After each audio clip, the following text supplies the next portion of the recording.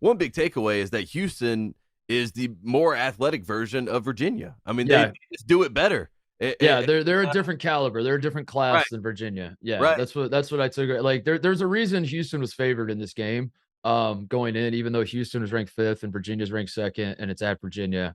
All those factors might lead you to believe that Virginia should be favored by Vegas. That was not the case. Houston was favored, and as it turned out, there was Right. a reason why, and the reason why is because Houston is better than Virginia. I mean, they just they're and I get that Virginia fans might point to Reese Beekman, is not 100%. That's going to be, but I honestly, I feel like if he's going to continue to play and it's a hamstring injury, this is just who he is, and it sucks. And I like, the part of me that has compassion and says like, I get it. This is not indicative of like who this man can be as a player. He's not 100%, all that sort of thing.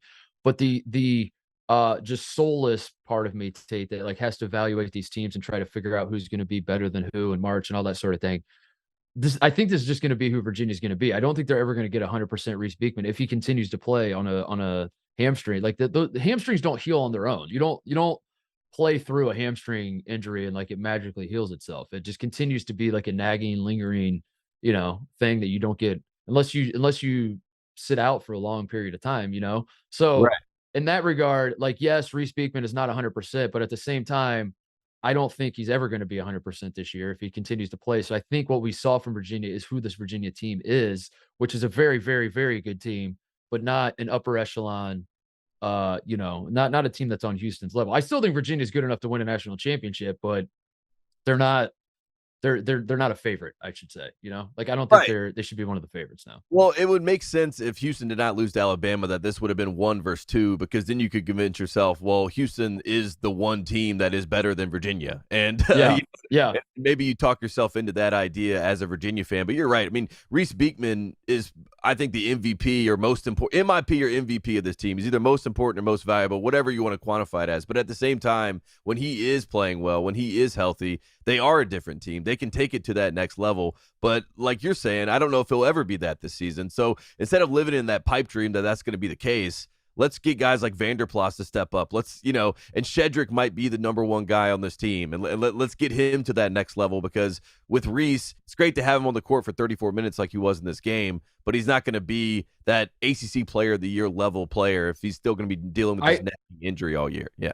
I think it's time for Tony to pull a Tom Izzo and just Shut him down. just shut him down. Just shut him down until like late January or something, and bring him back and see the bigger picture here. And don't what do you need another ACC trophy for? You've won a million of these. We're not trying to win one of those. We're at this point, the standard of Virginia's national championships. That's what you got to tell yourself. You got to be like, we're not trying to win freaking eight. As it turns out, like Mr. K did a great job of gaslighting everybody into believing that ACC regular season trophies don't matter until his final season. Then he won one. Then all the Duke fans were like, "Never mind, they do matter." Don't say that we didn't win anything last year. The tournament doesn't matter now. You're like, wait, what?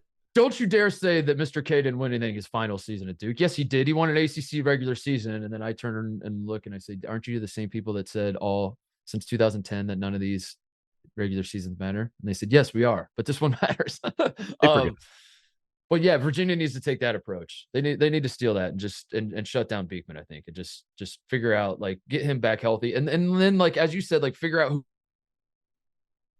that guy and like there are a lot of options. Like Armand Franklin's capable. Right. Yeah, that's what we like about this team, is that if they can continue to play Tony Bennett defense, with the tools they have this year, their offense should be good enough to like pair it together. You got a hell of a team. But on this night, Tate, Virginia was not up to snuff against Houston, who, I'm going to say it, this is controversial, but it shouldn't be. I think Houston's the second best team in the country still. I'm sorry to say, Purdue fans. Like I'll put it this way. Like there's something interesting happening with the AP poll, because we talked about it last week, where it feels like most people agree that UConn is the best team. Maybe that's not true. I don't know, but that's how it feels. That's my perception. I don't know if that's true or not. Maybe I'm only seeing the people that are believing in UConn, and there's like confirmation bias situation If you going on. watched all the games that have happened this year, though, it's hard to really come away with any other thing than UConn's on a different level than everybody else. They blow out everybody. They blow out everybody, and still I'll be watching just random games, and I hear commentators say how there's no dominant team. I mean, I was watching Arizona Tennessee game, and Jimmy Dykes was like, in college basketball this year, we don't have like that one or two dominant teams, and I was like, you got it. No one's got within 15 points of UConn, so like maybe we wait until someone at least like actually gives UConn a good game before we And I know that UConn hasn't played that tough of a schedule. But at the same time, they beat the brakes off Bama. They're destroying everybody. So like until like UConn gets pushed to overtime by Nebraska or struggles against not struggles, but like has like a tight one down the stretch against it. And I guess, if you're a Purdue fan, you're like, wait a second, they were only up by 4 with 8 minutes left against Butler. And so all these are valid things. But UConn is blowing everybody out. I think UConn's the number 1 team.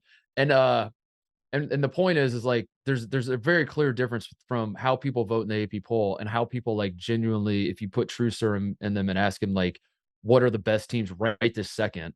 Never mind like who's earned what and like who beat who in early November and like all that kind of shit. Like as it stands right now, what teams are you terrified of? UConn is number 1, and Houston is number 2. And I think like Houston, I think those are the top 2. I think like there's not a huge gap between Houston and Purdue, but like Purdue is I don't want to say floundering. They're not, but at the same time, like Purdue fans know what it is. You know what I mean? Like Purdue fans are like, the Purdue fans aren't beating the chest because they know like kind of the makeup of the team, and they haven't really been I don't think Purdue has been fully tested to I don't know. I just there are a lot of doubts about Purdue where it's like, is it just that like Zach Edey, is he the reason that they're so good? Like what happens if UConn and Purdue play, dude, I think UConn wins rather easily from what I've seen so far. But I don't know. And I like that they have Klingon off the bench when I just think about that matchup in general, because I think, you got 2, 7-foot guys in Sonogo and Klingon that come in and gives Edey problem, gets him in foul trouble. So just talking about Houston, though, Houston has the best scoring defense in the country. I mean, they're giving up 50 points per game. And they do it in such a clinical fashion, and they're so connected as a group. And we haven't really even seen some of their scoring, prowess, because guys like Sasser and them, I mean, they've had good games, but they can really go off. Like Sasser can have a big time game in a big time moment. And then you add that on top of their defense, and my God, they're a major problem. You could even argue that Houston is the number 1 team, and I'm not going to really argue against you, even though I personally think UConn is. No, I don't. I mean, dude, they're still the favorites to win the national championship, and again, there's a reason why, and I know they lost to Bama at home, but that's why that's why it's fascinating that there's 2 separate conversations. Because if you were trying to say like who deserves the number 1 overall seed if the NCAA tournament started tomorrow, you can't reasonably argue Houston. You can't. Like if you brought up Houston as the overall number 1 seed, you get kicked out of the room immediately and say like, please, serious committee members only, get that out of here. They cannot be the number 1 overall seed based on what we've seen. But at the same time, if you're talking about like who we actually think could win the national championship, if you say Houston is your pick still, I mean, because the one game they lost was Bama. Again, you like start providing context to it. Sasser has a mask on, or the eyeglasses we talked about that. Like he has to take them off to shoot free throws. And like I'm watching the game thinking like, all right, if you're better off without them on when if you want them off when you're shooting free throws, and how hope do you have shooting during the actual flow of the game? Yeah. Trayvon Mark fouls out with however many minutes left, which, again, is not is a self-inflicted wound, so to speak. And that like, maybe they could have managed that better and whatever. But that's to me. And then on top of it, they were beating the hell out of Bama with, they're up like 15 or whatever, and they let their foot off the gas. I'm not saying that game doesn't count. I'm not saying, I'm just saying like you have to provide context to this stuff when you're trying to figure out what's going to happen the rest of the season. And that looking back on that Bama game, it was not a red flag whatsoever about Houston. Like my confidence in Houston moving forward has not wavered a little bit. So I don't know, man. Like I was watching Houston, Virginia, and I was like, it's going to be controversial to say it because everyone's arguing like Purdue and UConn. I think Houston's the second best team right now. I think like UConn terrifies me the most, and Houston's second, and then I would probably put Purdue at third. Okay. I mean, I think I'm there with you. And I think UConn's 1A. I think Houston's 1B for me. So that'll be my tiers. There's not even a number 2.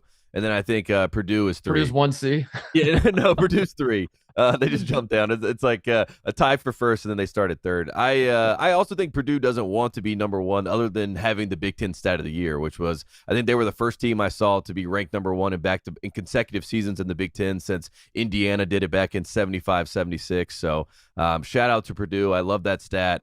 They have been number 1 longer than Neil Armstrong was on the moon this year, so that's another big win for the Boilermakers. So I'm happy for them. I want Purdue to be number 1 because they are they're going to lose at Ohio State on January 5th. That's going to be great for us. So that's going to be great for Carolina too. So I think it's great for everybody. Yeah, so I want that to happen as well. I'm taking Mike Rutherford's thing. All eyes on January 5th. Keep Purdue at number 1. All eyes on January 5th.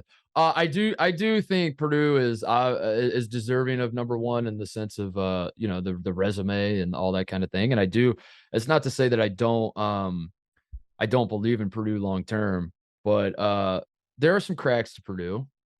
Like there are very obviously some cracks to Purdue, and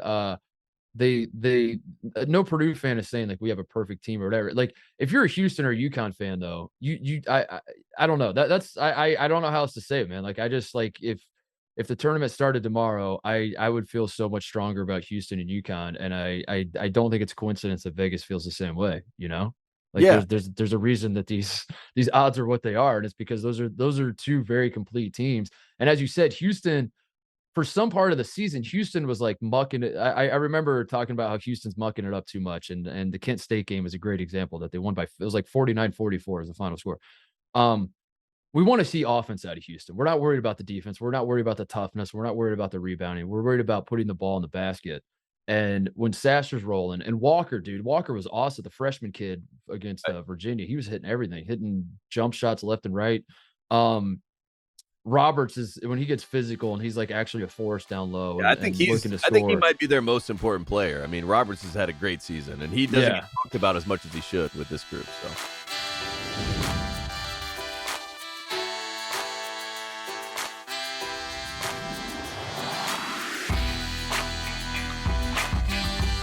Hey there, thanks for watching Titus and Tate. For the full friend of the program experience, subscribe right below and come join us for all things college basketball. The action is heating up. Come join Titus and Tate.